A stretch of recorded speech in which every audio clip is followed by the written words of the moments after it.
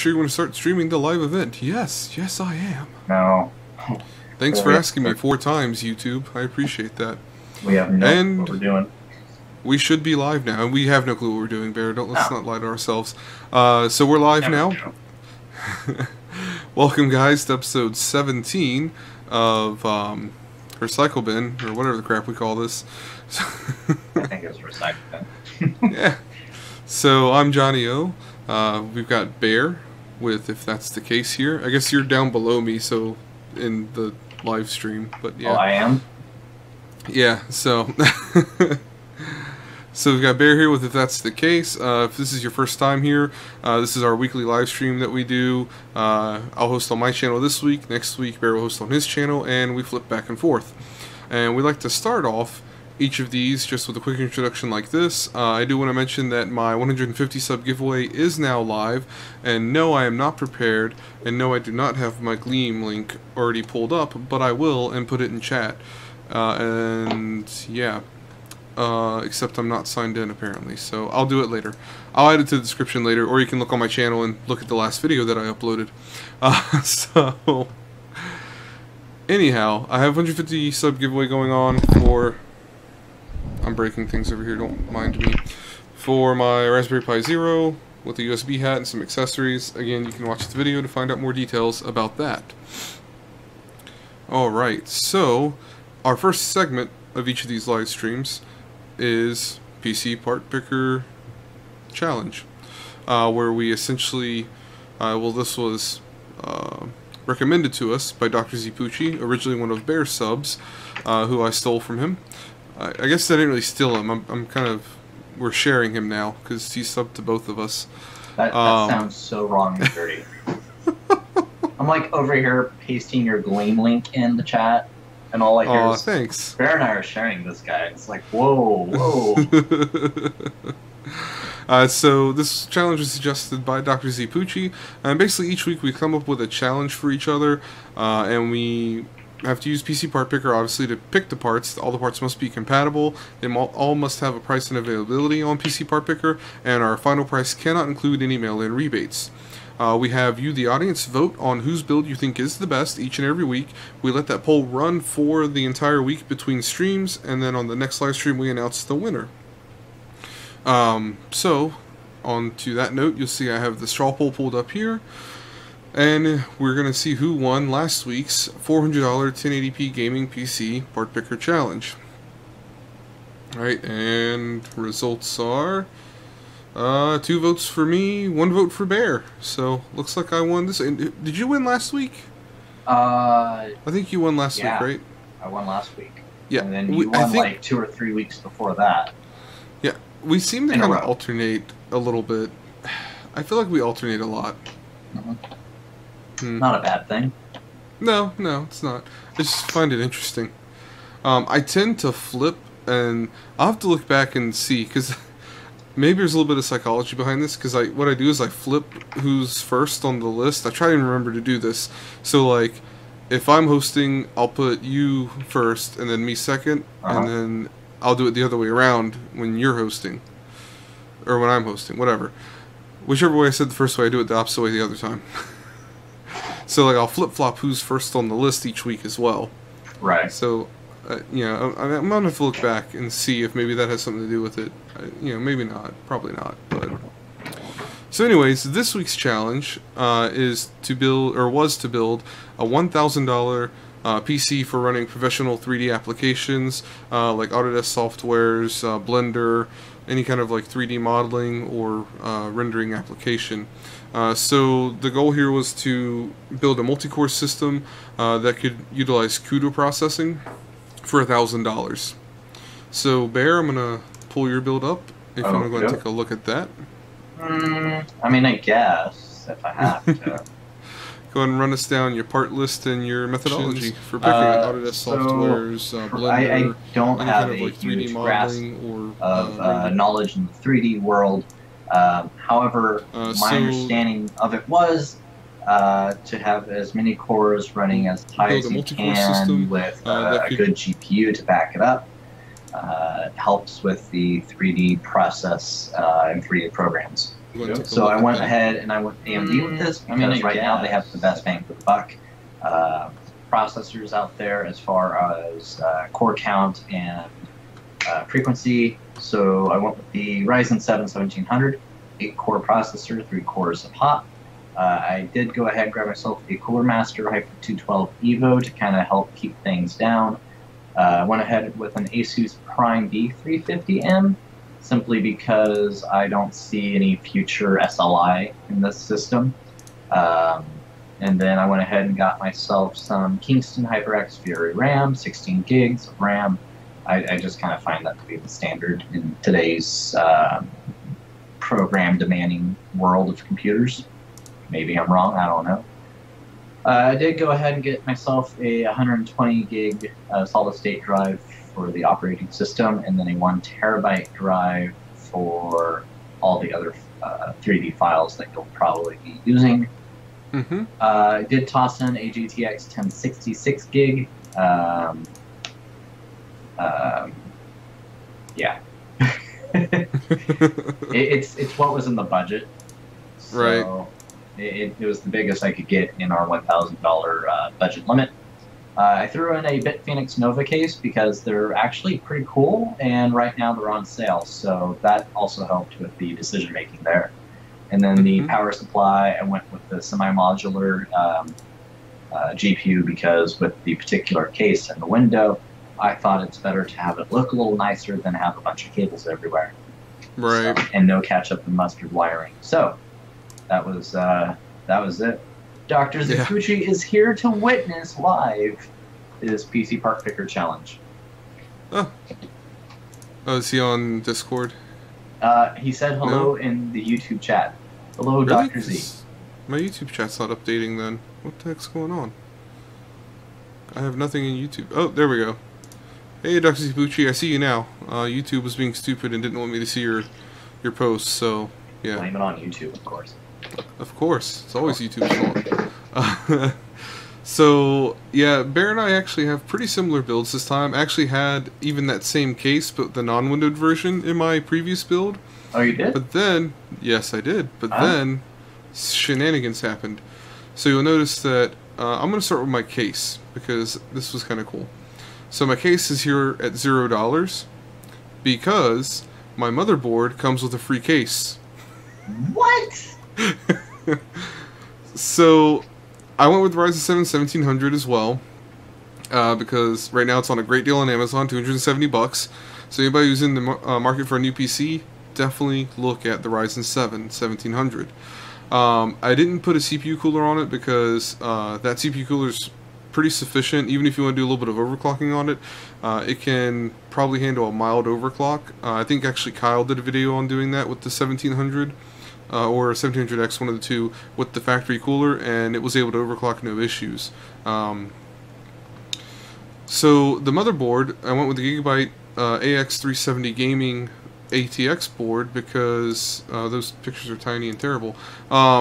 It's on Newegg, and it was the lowest priced X370 board I could get. And it turns out it actually comes with a free Deep Cool Mid-Tower ATX case with purchase for a limited time. I went with an X370 over the B350 because I wanted to have that extra 8X slot in the secondary PCI Express slot, so that in the future you could upgrade to, say, two 1060s if you wanted to, because if you're doing stuff like in Blender, or like Premiere, or I believe even like the Autodesk softwares, they can utilize multiple GPUs without the use of SLI, so that's always good. So you do have that option to expand in the future. I went with a 2x8 gig kit of G-Skill Ripjaws at 3000 speed because at 3000 speed because the Ryzen processors do benefit a lot from higher speed memory. Main storage drive for the OS is going to be a 240 gig SanDisk, and I've got a 2 terabyte spinning Rust drive here for mass storage of large 3D files.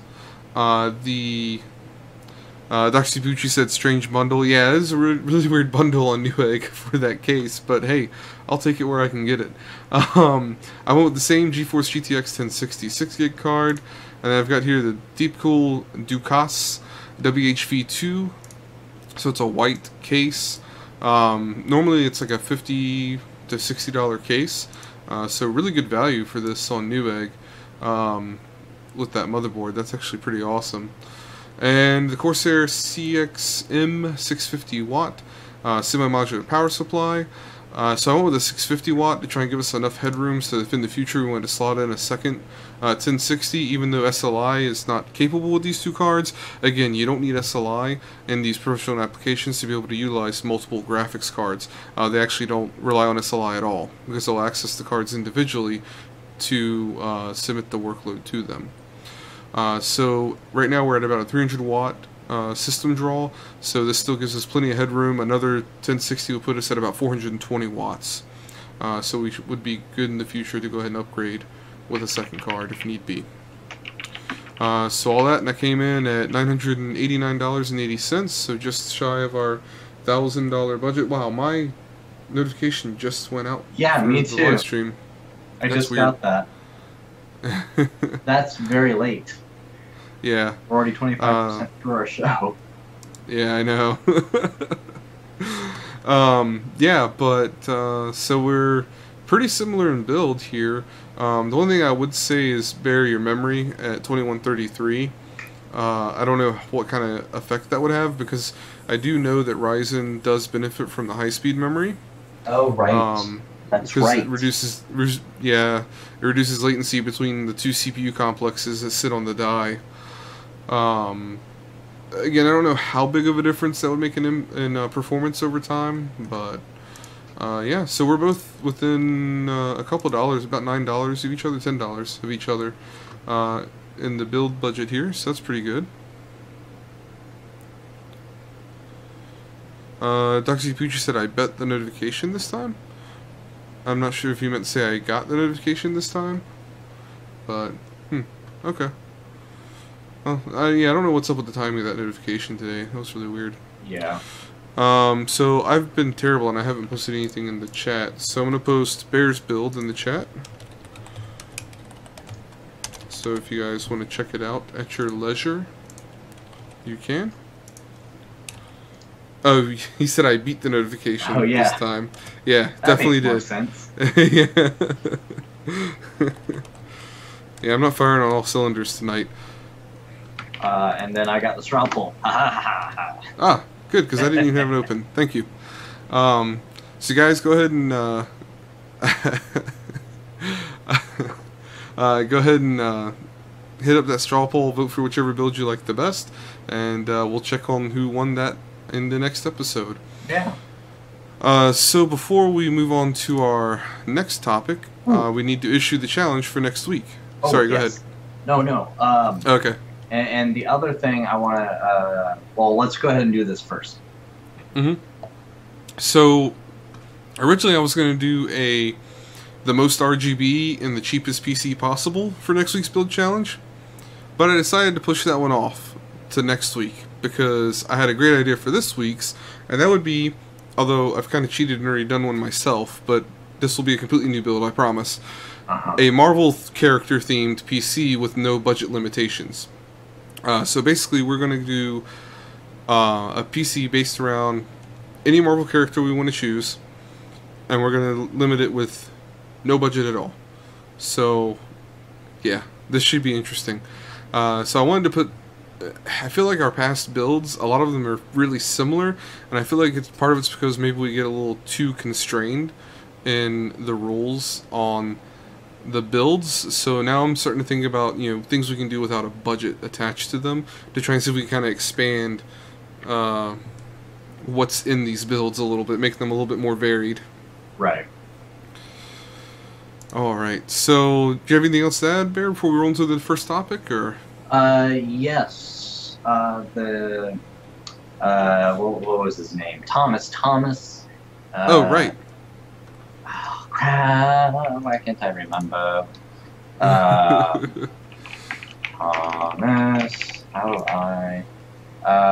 Thomas Elio Jr., who won my case. Was it just last week that he won it? Yeah, so I've got the picture up on the stream now. Okay. Yeah, I think it was last week. Yeah. Yeah, so he got the system, he put his NAS inside of it, and it is sitting all nice at home with him, right next to his entertainment system, which is a perfect spot for it indeed. So. Yeah, so it's looks like it's an AMD build. It's definitely an AMD CPU, and it's an AMD GPU. I want to say it's oh, he told me, like a 270 or something, or 260. No, newer than that. It is. Where's my mail? Gmail. And while Bear's looking, oh, go ahead. Oh, sorry, go for it. I was gonna say while Bear was looking that up, there's a picture of where he's using it at in his setup, right there by the TV as an HTPC. I'm sorry, go ahead. What was the graphics card? Nope, you were absolutely right. It is a R7 250X. Oh, it's a 250X. Wow. Okay. Yeah, I was thinking it was like a 260 or something like that because it's pretty short, and it was. I recognized the shroud on that FXX. Gotcha. R series, yeah. Yep. So it is an AMD A3 7400 with the RX with the R7 250X, running 8 gigs of Ballistic Sports 1600 megahertz DDR3 RAM. Cool. So, yeah. It's a nice little HTPC build. It is. He's got there. Awesome. I actually had a AMD APU with a little, I think it was like I don't remember now what the GPU was I put in there. I had that for an HTPC for a little bit. But anyways. Well, you want enough story time. You know how I've been telling you about my building up the HTPC, right? Okay. Yeah. So I got the little Linux server going, and I got it working. And so I actually have Kodi now on the Pi, and it's working, and it connects to the server where there's the videos and the files and everything else. So this is working wonders for me. Oh, perfect. And my Prime Day deal keyboard came in for it. Awesome. So you're using the Pi in the living room then, and then the keyboard to control it. I don't know as like a remote. It's gonna go. Okay. Because we don't have a TV in the living room. Gotcha. Everything electronics in this command center. Gotcha. Yeah. Cool. Yeah. That'll definitely be a lot of fun for you. Alright, so we'll go ahead and roll into our first topic here. So this one is posted on thedrive.com, and I don't know if we have anyone to credit for this other than the Drive. I don't see any names on it. So these guys are putting a 1,000 horsepower Hellcat engine into a Prius. I just thought this was like completely bananas and ridiculous and awesome. So it's a 6.5 liter V8 with I think it's a 4.5 liter Whipple supercharger sitting on top of it to make the 1,000 horsepower. I mean, it's pretty ridiculous. Yeah, it's 6.2 liter V8 with a 4.5 liter Whipple blower sitting on top of it. That is crazy. A heck of an engine. Yeah, that's pretty awesome. So, obviously, the only thing Prius about this thing is the sheet metal sitting on top of it. The chassis has been completely replaced with a tube, NHRA approved tube chassis. You can see it's got the drag slicks on the back. I mean, this thing, it looks like it's not complete yet. We don't have any videos of it running. There's a couple Facebook videos, I think, on here of it in the build process and the fabrication of the Prius and the chassis for it and everything. So you guys can go to the article here and check that out. I'll go ahead and post that in the chat for you. There we go. I would just love to see it go down the street one day, and then like you expect for the Prius just to take off slowly, and it just burns rubber, leaves you in the dust. I think the bulging rubber under the wheel wells may give it away. What? Also, the fact that this thing is definitely not going to be street legal at all. No, you don't say. So yeah, this is going to be like the farm truck. You know that video? Yeah, you gotta get the farm use tags on it. The what? Gotta get farm use tags on it. No. What's up? Have you not seen the video of it's a drag strip, and it's like a Lamborghini up against this like POS truck, right? Okay. So the Lamborghini guy's like, vroom, vroom, vroom. The truck does right. Vroom, whatever. Light turns green, and the truck just hauls off, leaving the Lamborghini in the dust. Yeah. That's awesome. Sure it is. Oh, man. But yeah, so I just thought that was a cool topic. A little outside of the tech space, but I mean, it's still technology, right? There's a lot of tech. And there's definitely a lot of tech in that engine. But yeah, so I just thought that was an interesting topic to jump in on. So our next topic here in the news is Ars Technica UK by Sebastian Anthony. Before we do that... Yeah, don't judge a book by its cover. Yeah, Dr. Zibuchi just posted that in the chat there, and yeah, for sure, man. For sure. I'm gonna go and throw the next topic here into the chat. So security guard robot ends it all by throwing itself into a watery grave. So this was like a mall or something in DC, I think it was. I forget. I read this earlier in the week and I don't remember the details. But essentially, it was this little like roving security guard robot that would just kind of patrol the area. Apparently this is they first released these back in 2014. They were mostly out in Mountain View, California, near the company's headquarters. This is the first anybody, I guess, at least from ours, has heard of it outside of that area. And essentially, the robot was patrolling, and it, I guess, missed its mark and rolled its way right into a fountain, into a water feature. I guess it's Washington Harbor is where it was at. So wait, Washington State? I think it's Washington State. I don't think that's... What? I'm not sure. I swear I read this, and now I can't remember for the life of me. I'm scrolling down. I'm reading the people taking pictures with it, right? Yeah. The tweets. Yeah. Someone took a picture and they posted, "It's okay, security robot. It's a stressful job. We've all been there." That was from Sparkle Ops on Twitter. Yeah. So Burning Gems actually had mentioned, had asked if the robot's name was Marvin. So for you, those guys who aren't familiar, Hitchhiker's Guide to the Galaxy. Just search, Google that, and Marvin, and you'll get it pretty quickly. Yeah, so that was pretty entertaining. Again, just a automation doesn't always go right kind of situation. So the company, I think it's Kaleidoscope was the name of the company, or Nightscope? No, Nightscope. Nightscope is the name of the company. So they're sending out a free replacement for this minor malfunction. So someone else tweeted, according to the website, he is a advanced anomaly detection, forensic capabilities, and gun detection. Water detection is coming soon. Yeah, this thing has like air quality sensors, has 360-degree video camera array, set of sensitive microphones. I mean, it's insane. They say the cameras can scan 1,500 car license plates per minute, but it can't detect steps. So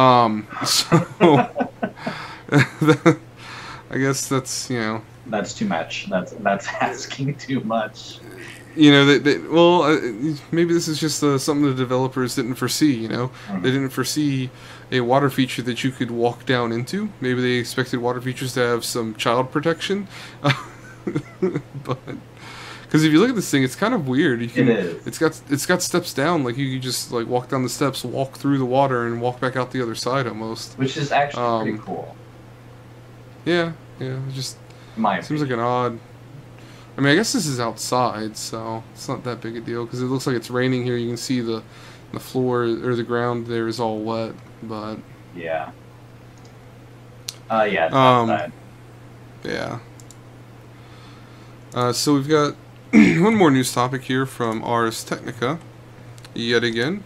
This one's by Beth Mole. A woman goes in for cataract surgery, has 27 contact lenses removed from her eye. Yeah, exactly, Dr. Z.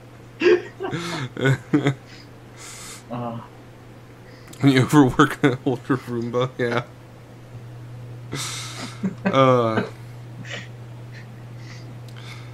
So, in this case, a 67-year-old British woman was complaining about eye discomfort, dryness, and so she went and saw her optometrist, and they scheduled her for a routine surgery to remove cataracts from her eyes.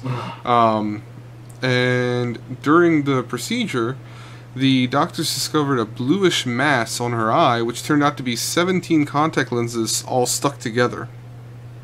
You mean 27? Nope, 17. Oh, okay.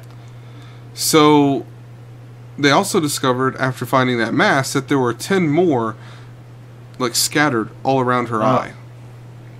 Yeah. Yeah, that would do. The fact that, you know, she was able to do this for so long, you know, keep just stacking these things up over each other and not, you know, notice something was wrong. It's just kind of the, especially I feel like in, you know, I worked in the automotive field for a bit, and it's kind of like, you know, the noises and things that a car will make that people will just get used to because it happens slowly over time. And, you know, like people will be going down the road with this roaring wheel bearing noise and not know anything's wrong. I mean, right. It's kind of the same case here. It's kind of amazing what people will get used to. So, I forget how long it had been, but so for 35 years, the woman had been using monthly disposable lenses, but she hadn't been going in for frequent eye exams. My question here, honestly, in this whole story is, before they scheduled her for the surgery, did they do an actual eye examination? I feel like if you did an actual eye examination before scheduling the surgery, yeah, you would have seen this. Right. They didn't find it from what it sounds like here. If I read this correctly, they didn't find it until they were like about to do the surgery. So I just thought that was odd. I'm like, you know, wouldn't you see that in an eye exam? Yeah, I'm no eye doctor, but I would assume so, right. Based upon how they are describing this, a blue mass. Yeah. Yeah, a bluish mass. Yeah. Dr. Zibuchi said, how could she close her eyes? I have no clue. And the doctors even say, like, they were astounded when they discovered this because they didn't think anybody would even, like, be able to stand that kind of, like, it would cause so much discomfort basically for anybody to, like, go on like that. They do mention here that, like, the fact that the lenses were there in of themselves other than causing dryness and irritation wouldn't do any actual damage. What would do damage is the fact that they're going to trap bacteria in your eye, and they could cause a pretty bad infection that could lead to sight loss. Luckily, she was lucky. She got pretty lucky here and didn't end up with a terrible infection. She did have a mild infection, but nothing, you know, that would cause permanent damage. Right. But yeah, just if you use disposable lenses, just make sure you're disposing them, I guess, is the moral of the story. Right. They're disposable, not degradable. Yeah, exactly. Wouldn't that be cool? Yeah, degradable. I don't know. Just like an 8-hour contact thing? I feel like there's terrible, terrible things that could happen there. I don't know what, but something terrible could happen there. Just make it water-based. Yeah. Anyway. Yeah. So, moving on with some hardware topics, there is a rumor going around. Paul of Paul's Hardware actually tweeted this out as a PC Perspective article by Scott Mitchud. I'm not sure if I pronounced that right. Sorry, Scott. But according to Reuters, who claims... Machad. Yeah, sure. Okay. Yeah, Scott Machad. Sorry, Scott. I definitely pronounced it wrong then. Who claims to have two anonymous sources. Corsair is in advanced discussions to be acquired by Eagle Tree Capital. From what I gather, Eagle Tree Capital is essentially an investment group, so probably not good to be bought out by this company. But essentially, they're saying that the transaction would go through for more than $500 million, US dollars, to purchase Corsair, and EagleTree is supposedly has several backers, including Goldman Sachs, I'm not sure, Macquarie Group, and BNP Paribas. Goldman Sachs is the only one I have any knowledge of. But yeah, so this could be interesting. According to the article, back in 2011, their annual revenue at Corsair was $455 million. So Corsair is not publicly traded. They're still a private company, and so they don't regularly publish their earnings. But I mean, 6 years ago they were earning $455 million. You got to imagine they're earning quite a bit more than that. Probably easily double, or if not more than that. Especially considering since then, think about how many more products they produce now than they used to.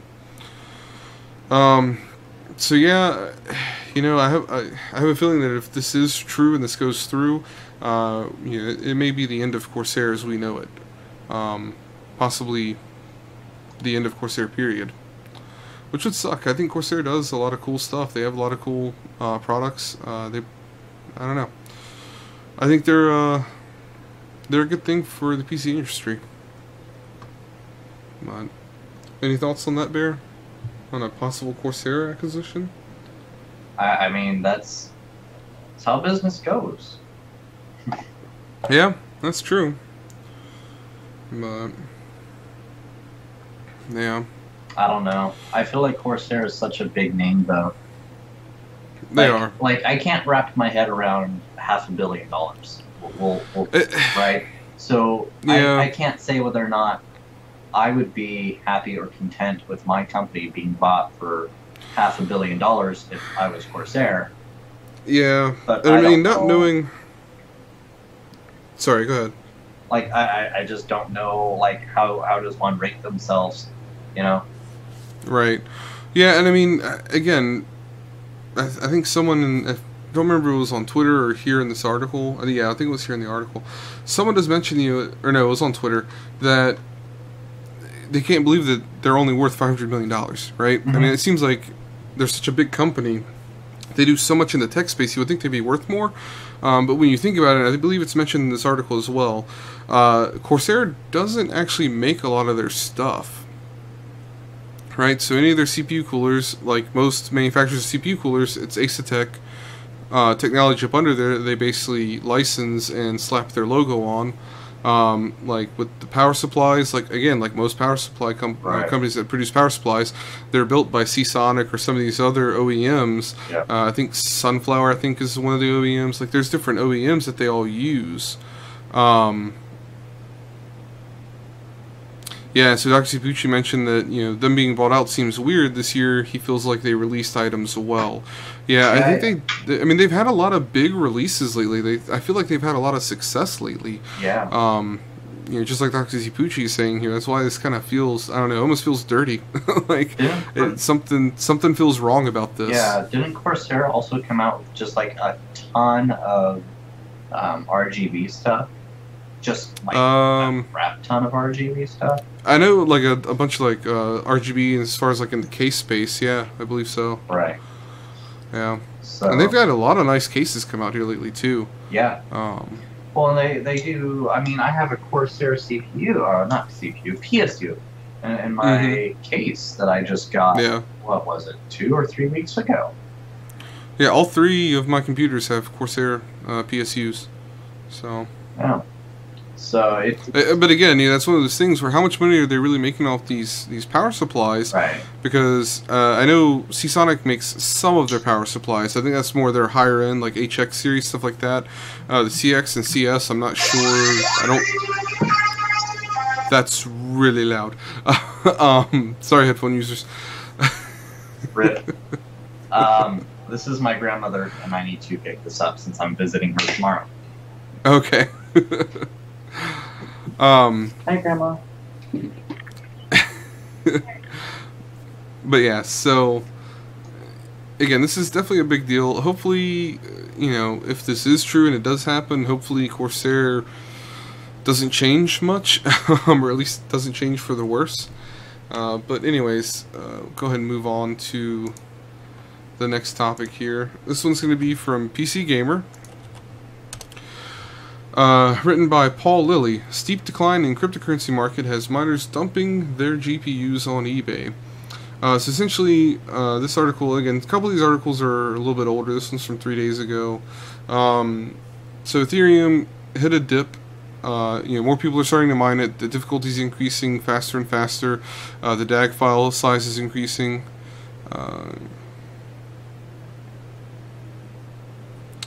Yeah, Dr. Cipucci brings up a good point, saying that it could be that they're letting their creative team run wild and just kind of throwing everything, taking a bunch of wet spaghetti, throwing it at the wall to see what sticks. And they're trying to kind of hit it out the park with the RGB, since that's kind of the current craze, kind of, sort of. I think it's starting to fade a little bit. Mining's been pretty good. I haven't gone out and bought a ton of hardware specifically for it. I'm still running mining. I've switched over to using NiceHash because they do have an auto switching algorithm. So while I'm not going to make as much as if I was just straight doing the research and switching to the most profitable coin on my own, I think you lose probably a lot more than the 3% they advertise on NiceHash. I don't have to think as hard on it, so it's worth it for me. I'm still very profitable doing it that way, as far as I'm making enough more than what it costs me in power to run them that it makes sense. I'm not going to get rich off of it, obviously, but it adds a couple extra dollars, eat out a couple more times a month than I normally could, kind of thing. So it's been going well. But again, this mentions that Ethereum hit a peak of around $400 in price, and yeah, $400 in price, and then it hit a low just a few days ago or so of $150, and so I've noticed this theme with these news outlets, tech news outlets, or just news outlets in general, of every time the price starts to drop a little bit, they all post their articles about how mining is dead, everybody's getting out of it, everybody's dumping all their stuff, and you shouldn't get into it. I'll actually check right now live on stream and see where Ethereum is at now, but it was at over 200. It was about $2.25, $225 earlier today. And right now it's at 222.84. So as you can see, Ethereum's bounced back pretty well, and this happens a lot with cryptocurrency. Like Bitcoin, like a year or two ago, spiked. Maybe it was a little bit longer than that. Spiked at over 1,000, and then it dropped down to about 600, and then it dropped out and leveled out and was 400 to 500 for quite a while until this last spike, where it went to over 2,000, and then it dropped again, and it's been bouncing down to like the low 2000s, just under $2,000 kind of in that area, and today it's back up to $2,757 as of right this second. So the thing is, yeah, like Dr. Cipucci said, mining is here to stay. Definitely. There's always going to be these bubbles where the price skyrockets, and then a bunch of people get into it, it skyrockets more because more people are mining, there's more money going into circulation, and as people start dumping, the price is going to drop. Every time there's a mass dump of currency, the price is going to drop. My theory on this is what happens is you have these big mining farms in China that go through and they build up, X amount. They hold and hold and hold and hold. They build up, tens or hundreds of thousands of dollars worth of coin, and then they dump it, and that's when you see these big drops of, a couple $100s at a time in Bitcoin price. And then when people start to see that dump happen, a bunch of other people start dumping their coin as well, to try and get out of it before it, hits rock bottom.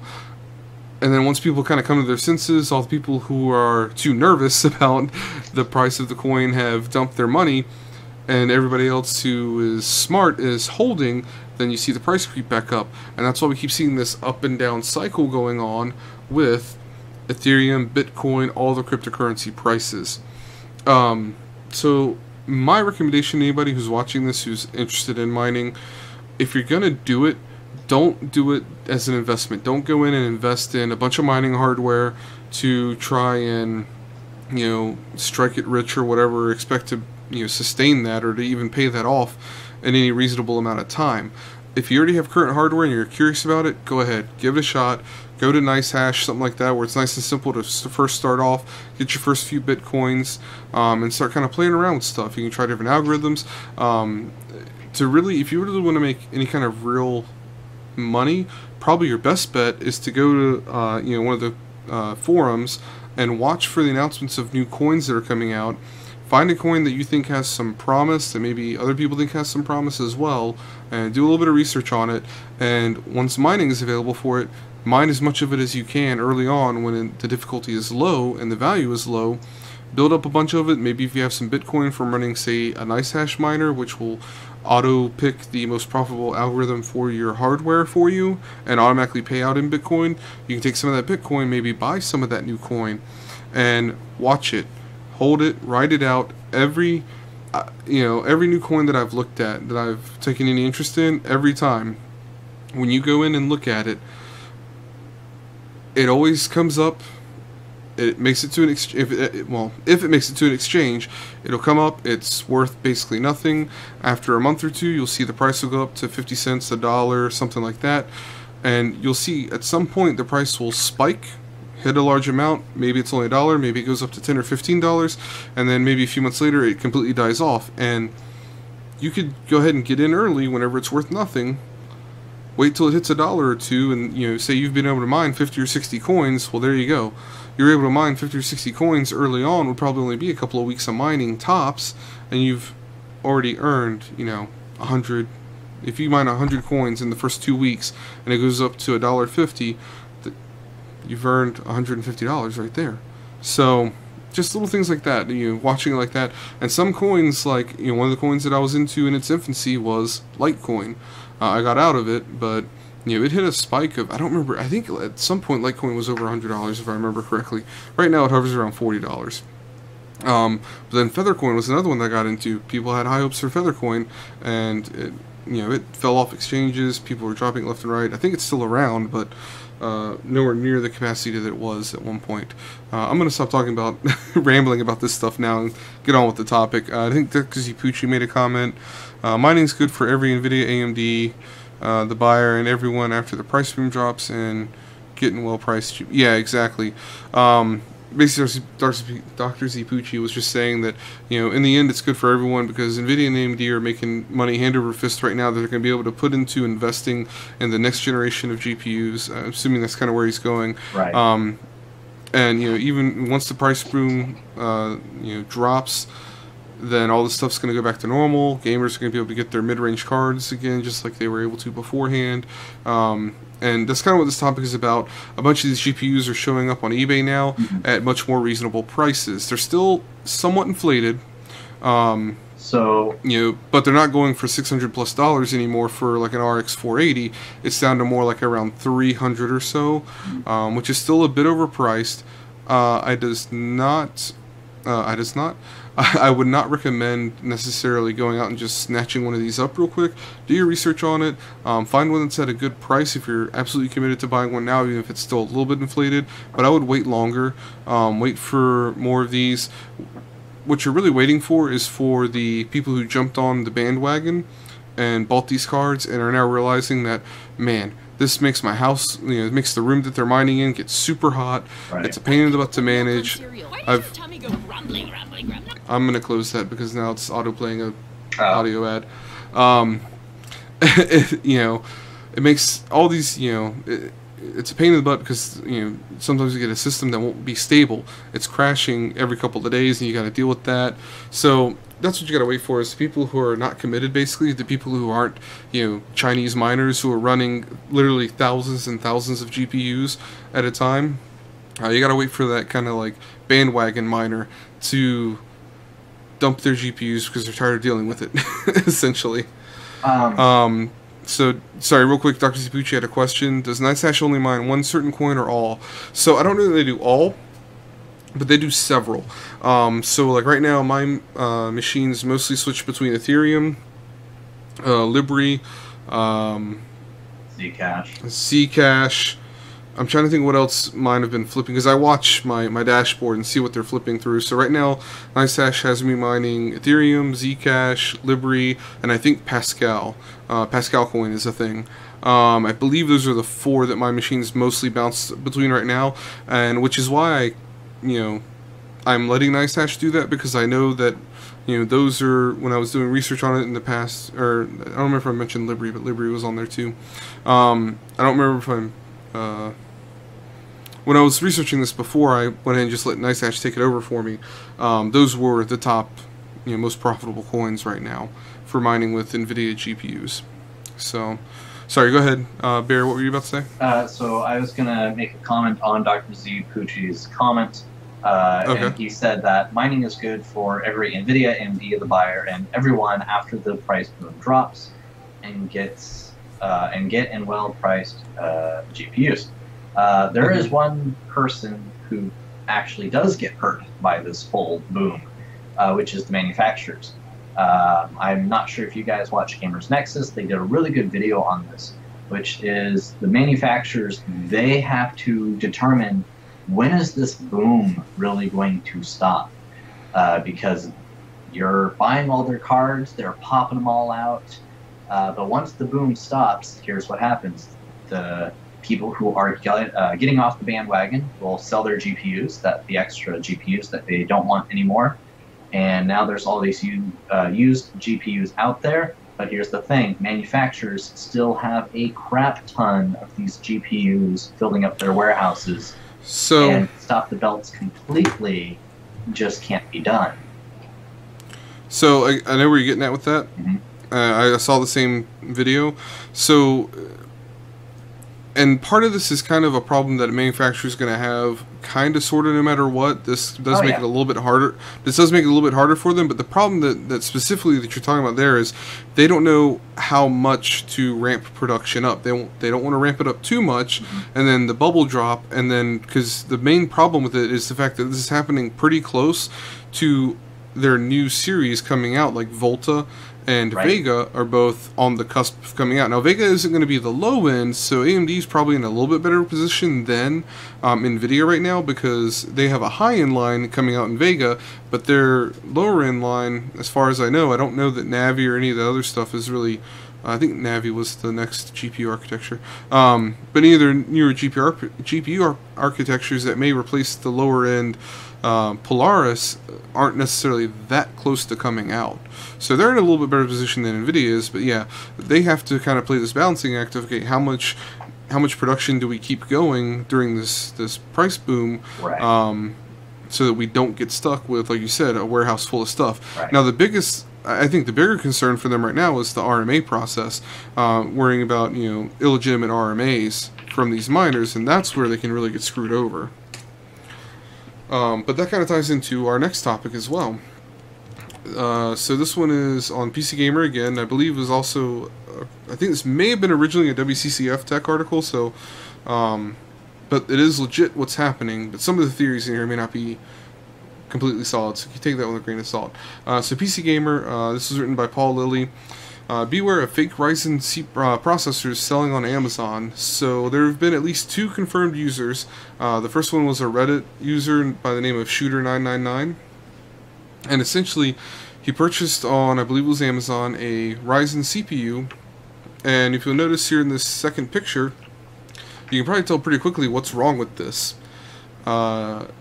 It's obviously a land grid array and not a pin grid array CPU. So they're actually taking Celeron CPUs and putting fake heat spreaders on them that say AMD Ryzen on them with the correct part number and everything on them. And then this is a picture from the second Reddit user, Yako, with his, again, fake CPU that he was sent. So they're basically taking Celeron CPUs and slapping Ryzen heat spreaders on top of them, or at least fake Ryzen heat spreaders on top of them.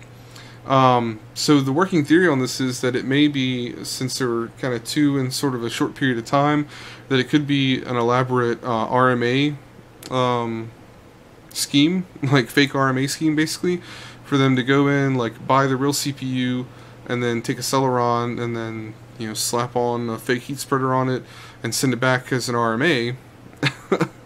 But that definitely says that Amazon's RMA process needs a little bit more quality control to it. If they're getting back a LGA processor and mistaking it for a PGA. So yeah. Anyways, So yeah, this actually adds, I guess, a little bit of complication to the process, especially if it's, you know, someone's first time building a PC. Oh yeah. This could lead them into a little bit of trouble. Trouble. They could potentially damage something trying to put it together, not knowing, you know, not knowing the difference. Trouble, and not only that, but if it's your first time doing something, and it turns out to be extremely frustrating, right? Right. It'll drive you away. And you just got done investing all this money, and you get squat for it. You you basically you sit there and you don't want to go back to it because it was so frustrating. Yeah. Exactly. Yep. So, just, you know, be on the lookout. You know, when you're ordering this stuff, just the thing is, yeah, and that's the problem is, you know, I'm not sure there's much you could do if you're ordering from Amazon. I mean, it's a pretty reputable storefront. Again, while they are very different from eBay, in some ways they are the same because, you know, it's a marketplace. It's not just Amazon selling you things. It's a whole host of different sellers, different retail outlets that are selling these items. So even if this wasn't like an officially like sold by Amazon, fulfilled by Amazon item, you know, if this is an RMA scheme or RMA scam that's being pulled off, then there's not a whole lot you can do to protect yourself other than just, you know, pay attention, make sure you know the product, and when you get it, inspect it, make sure everything's legit with it before, you know, you really do anything with it. It's just crazy. Yeah.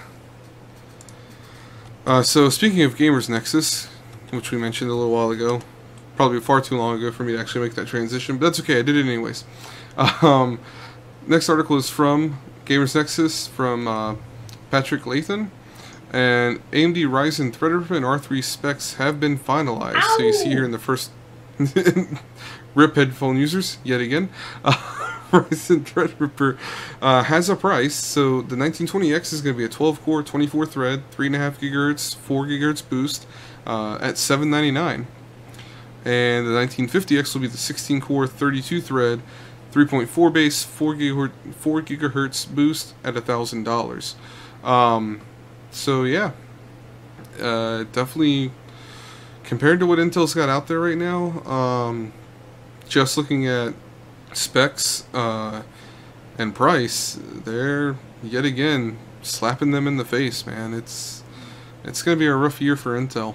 Especially with the R3s as well. Yep. So get down here to the R3s. We have the R3 1200 and the 1300X, both 4-core, 4-thread. 1200 has 3.1 and 3.4 boost, and 1300X has a 3.5 with a 3.7 boost. Again, these should both be these will both be overclockable, just like all the other CPUs. Yeah. So I wouldn't be surprised if we see these hitting the same 3.8, 2.4, 4.1 if you're lucky gigahertz overclocks. So yeah, I mean the R5 1400 is an MSRP of 170. I'm pretty sure they're selling for more like 150 to 160 at most retail outlets. I'd have to look to verify. Don't quote me on that. So these are supposed to be, I believe, more in the $100 to $130 range for these CPUs. Said you want to know the R5 what is? The R5 1400, the low end R5, lowest end R5. Yeah. 1400 is going at 156. Yeah, so it's about where I thought it was.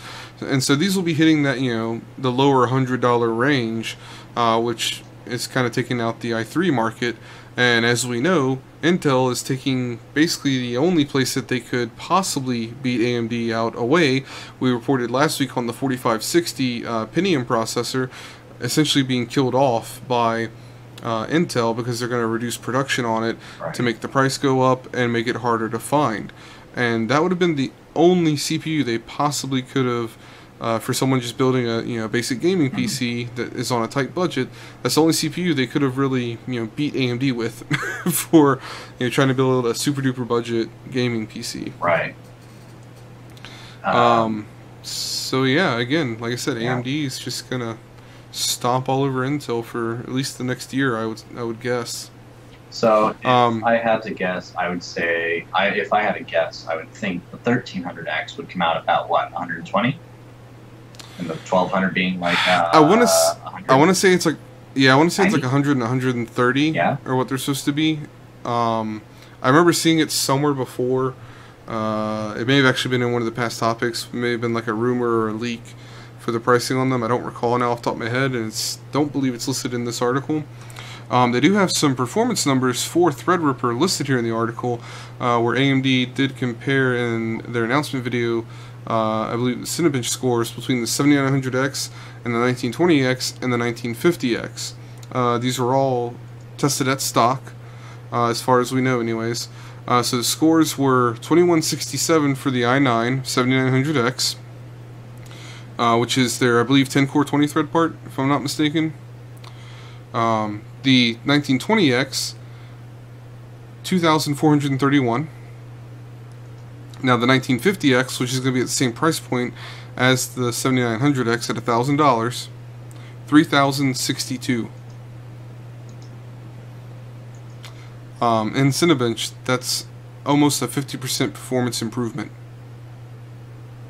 Jeez. Over the Intel at the same price. So yeah. So Gamers Nexus does mention here that their 7900X testing gave them a result of 2223 at stock and 2484.9 when overclocked. So the 7900X overclocked can go toe-to-toe with the 1920X, a CPU that's $200 cheaper than it, and still gets completely destroyed by the CPU in its same price bracket. Yeah, so rip Intel. Good story. Moving on. So I've just got 2 gaming topics to round it out, and we're running low on time, so I've got to get this done and get off of here because Mama Bear wants to sleep. So, I just realized that's really awkward that my wife tends to go by Mama Bear and then your bear. That doesn't work. We're gonna have to change that. It's okay. My girl's Wolf. Yeah. But you know, that's my animal. That's her animal. So, I was thinking of saving for the Ryzen build, but the Threadripper is coming out, and I paused to see how long it would take for me to get it. I started saving now to see where I'd go from there. Oh man. Oh. Yeah. And one thing I did forget to mention in that topic, Dr. Zipucci, they definitely, AMD said early August for the release of Threadripper, and right around the Gamers corner. Nexus, well, in Gamers Nexus in one of their videos did mention that from an they cannot disclose their source, so it's, you know, take it with a grain of salt, but they did have a manufacturer tell them August 10th was the date that they had.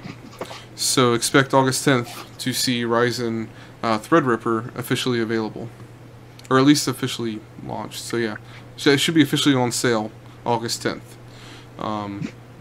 So second to last topic, a couple of quick gaming topics. Project Cars 2 reveals all 60 live tracks and 139 layouts.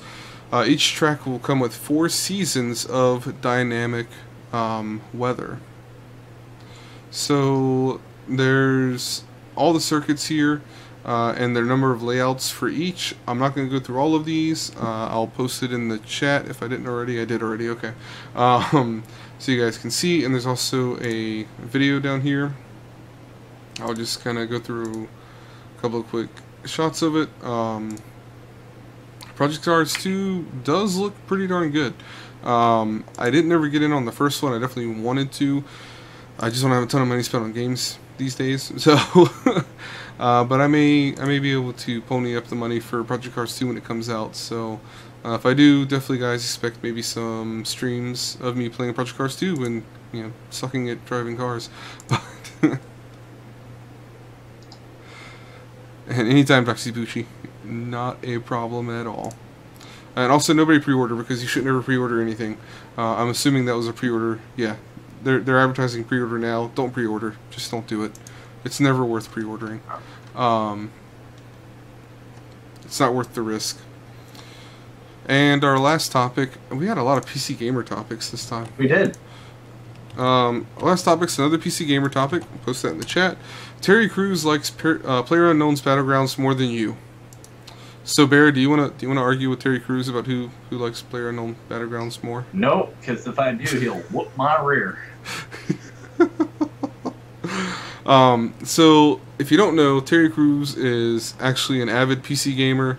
He got into it because his son is an avid PC gamer, and he wanted to have something to help him and his son be able to really bond. So he actually went out, built his own gaming PC. He did a bunch of like Facebook videos about it, and eventually he got hooked up with Jay's 2 Cents, who built him his own custom water-cooled rig.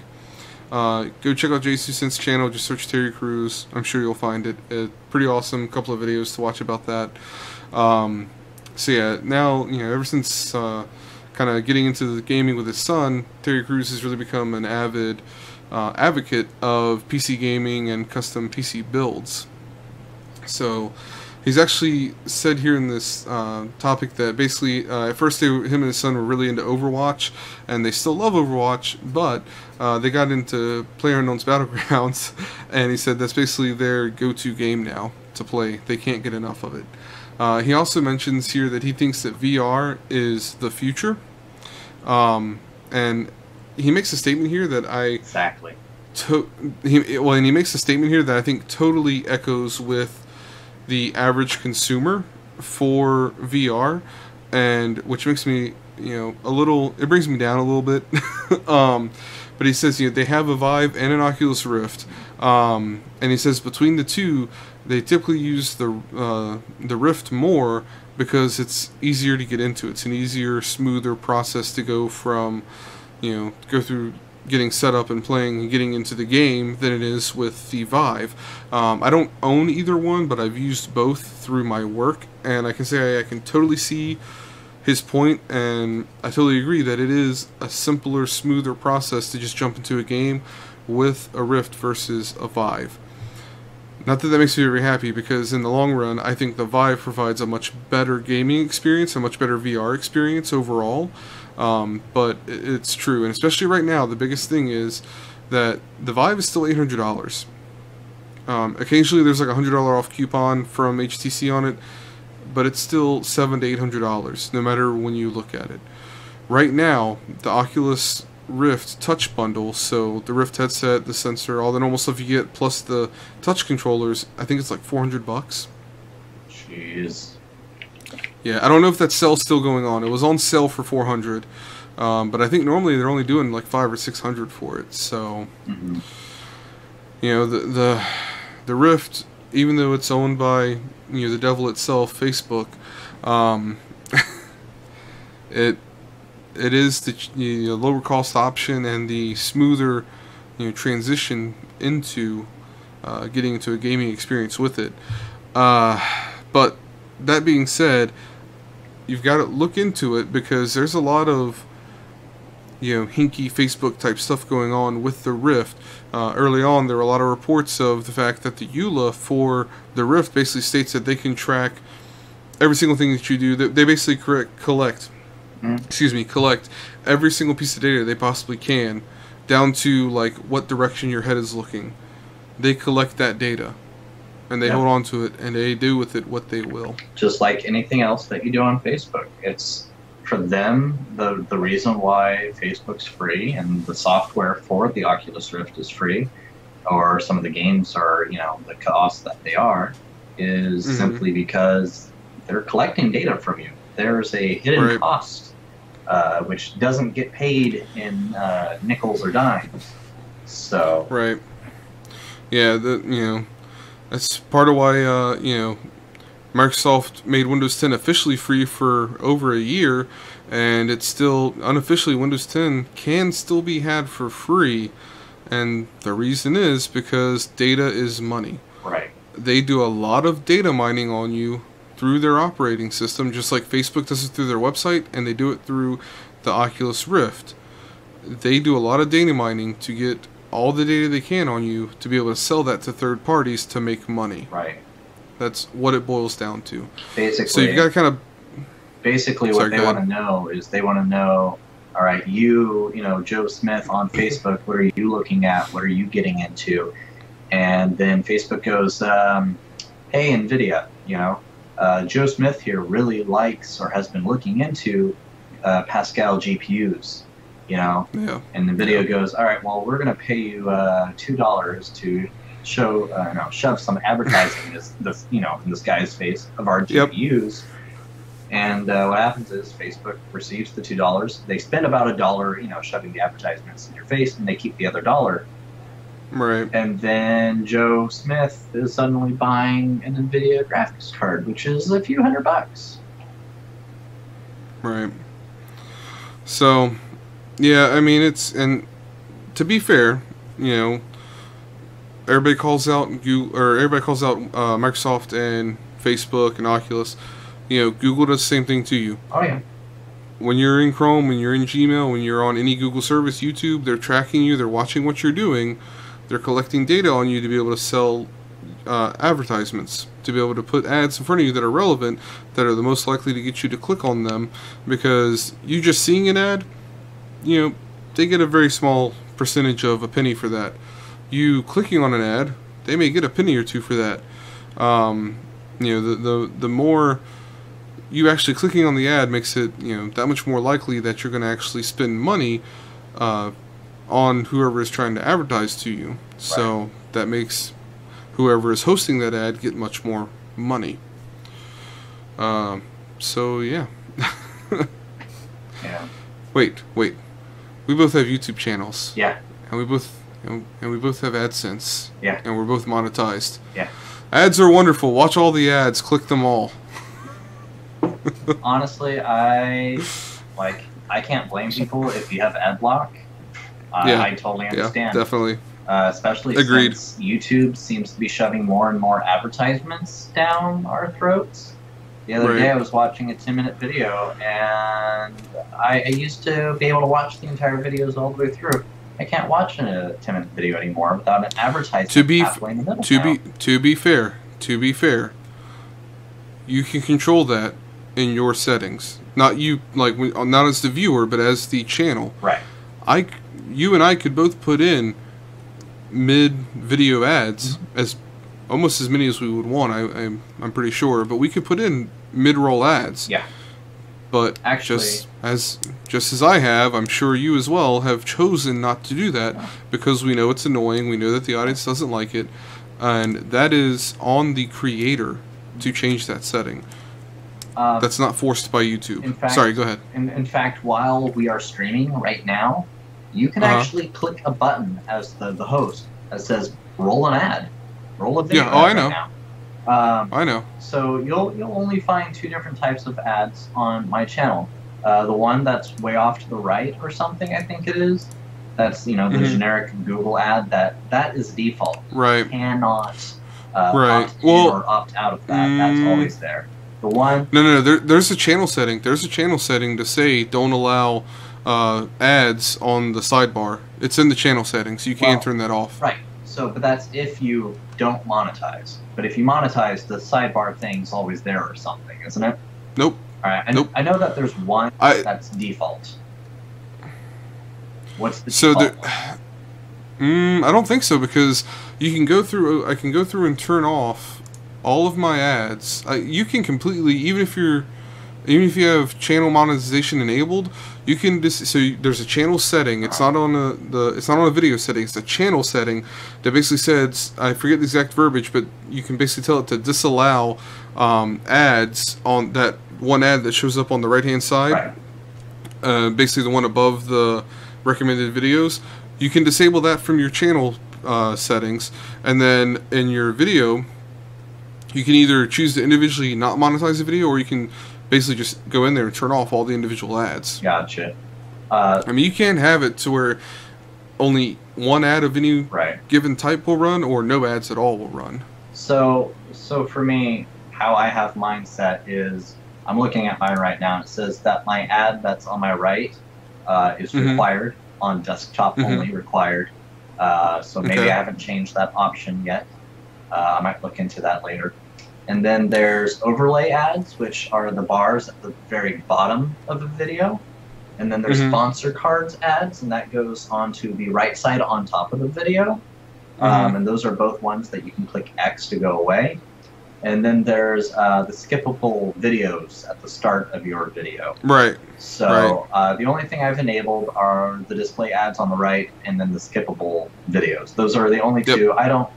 It's so annoying to have anything pop on top of the video. So. Right. And as far as me, you know, being as far as I am on my channel, which is 2 years plus, and all the videos that are, you know, monetized, I don't even have a single payment from Google yet. Right. So yeah, neither do I. That just shows how little we get, even for just those two things. So it usually, depending on who you talk to, it changes, and because depending on where your video airs, where the person who's watching it is at, right, there's a bunch of different factors to how much money you'll add or how much money you'll earn per view. But in general, the average is usually $1.50 to $2. I think it's per 1,000 views. Yeah, $1.50 to $2 per 1,000 views. Okay. Well, and again, that varies on a lot of different things. That you said where the viewer is, where the video got posted from, and then there's also things like, there's also things like what type of advertisement are you throwing in front of them? You know, I think entertainment advertisements have the lowest rate because everyone wants to consume entertainment, so that's kind of a no-brainer. And I think the biggest, what is it, CPA? CPM. CPM. The biggest CPM, which is basically how much you get paid per ad, is housing right now. Housing, I believe, pays out the most. Right. So, you know, just having 100 people see one ad pays the same for housing as it would like 1,000 times for electronic consumption. Right. Right. Yep. Alright, well, that took us off on a wild tangent. Yeah. On that note, we are almost 15 minutes past the end of the stream. I've got to get off here, otherwise my wife's going to kill me. And I've got to be up at 4 a.m., and I'm on East Coast time, so that means a lot different than 4 a.m. to Bear right now. But yeah, so guys, it's been good. Dr. Zipucci, thanks for showing up, and as always, being super interactive with us. Oh, yeah. You know he asked for... What's up? Oh, I was going to say, maybe we should have him on with us one day. Yeah, yeah. So if you're up to that, be a bad idea. Dr. Z, maybe like an audio layover or something. Yeah, we can talk about that in a offline. Right. Well, Dr. Zipucci, send us... hey, on Discord, Bear, can you do group... like chats? Yeah, I can do group chats. Like private group chats, I guess. Oh yeah. Yeah. So why don't you go ahead and start a group chat with the three of us? We'll talk about it. We can all hop in the general channel. Okay. If that's the case. Cool. That'll work. All right. Cool. So, all right. He just said I'd love to. Sweet.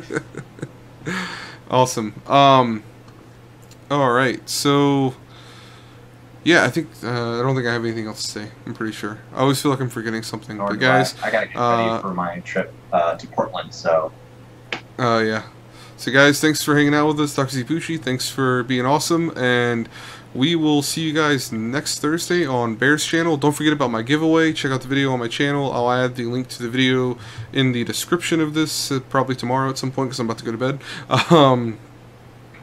There's something else, but whatever. We'll see you guys next week on Bear's channel, Thursday, 9 p.m. Eastern, 6 p.m. Pacific time. And have a great night.